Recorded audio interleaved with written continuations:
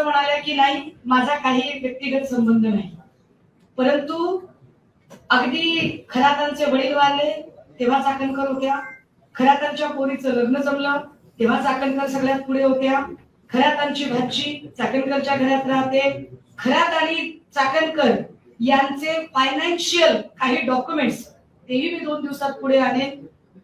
पण या सगळ्यांमध्ये अत्यंत गंभीर आणि धक्कादायक गोष्ट जी मला काल कळली, मी पीडितांचं नाव इथं डिस्क्लोज करू शकत नाही, पण एका पीडितेने सांगितलं की ताई, चाकणकर बाई स्वतः तंत्रमंत्र विद्या करायच्या.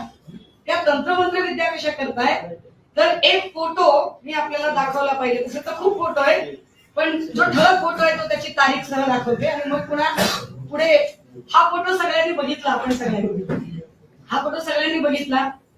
याचा अर्थ की सरेंडर करणे, की कशा पद्धतीने स्वतःचा सतसत विवेक हरवून त्या सरेंडर करतात.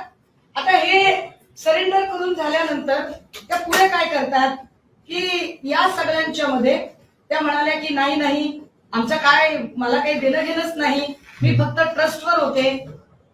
हा फोटो काल सगळ्यांनी बघितलेला आहे, पण पुन्हा एकदा माध्यमांना दाखवला पाहिजे की हा फोटो हा फक्त ट्रस्टवर असणाऱ्या संचालकाचा फोटो आहे का.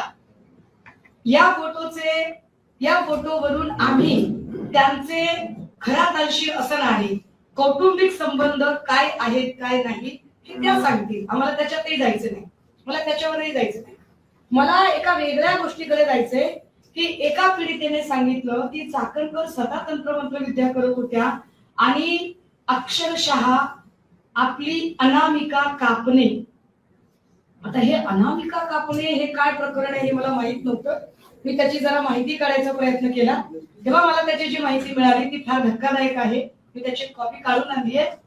अनामिका कापतात, कशासाठी कापतात बघा. ते तंत्रमंत्र विद्येमध्ये हाताची अनामिका अत्यंत महत्वाची मानली जाते, कारण ती सूर्य आणि शुक्र ग्रहाशी संबंधित असून ऊर्जा वहनाचे मुख्य केंद्र आहे. या बोटाचा वापर मुख्यत्वे मंत्राचा प्रभाव वाढवण्यासाठी, विशिष्ट मुद्रा करण्यासाठी किंवा एखाद्या व्यक्तीला वशीभूत करण्यासाठी केला जातो.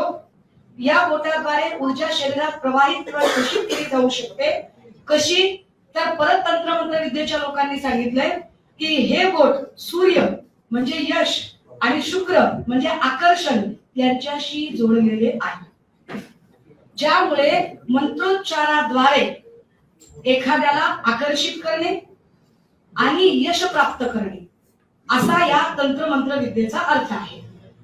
त्यांनी सांगितलं की ताई, हे विशिष्ट वेळेला करतात.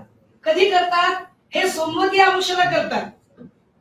हे सोमवती, आम्हाला इतकं काही त्याच्यातलं नॉलेज माहित नव्हतं. आणि मग एक फोटो एका माऊलीने पाठवला, त्याचा स्क्रीनशॉट बघा, त्याच्यात तारीख आहे खाली 12 सप्टेंबर 2024. फोटो जर नीट, मी आपल्या सगळ्यांना याची सॉफ्ट कॉपी देईन. इथे एक मोठं बँडेज दिसतंय, चाकणकरांच्या अनामिकेला एक मोठं बँडेज आहे.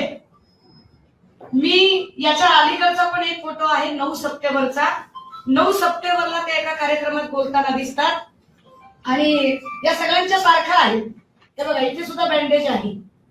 हा 9 सप्टेंबरचा फोटो आहे, हा 12 सप्टेंबरचा फोटो आहे. मला कळेना की हा सप्टेंबरचा दिवस कसा आहे. आणि मग हे सगळं शोधल्यानंतर लक्षात आलं की 2 सप्टेंबर 2024 ला सोमवती अमावस्या होती.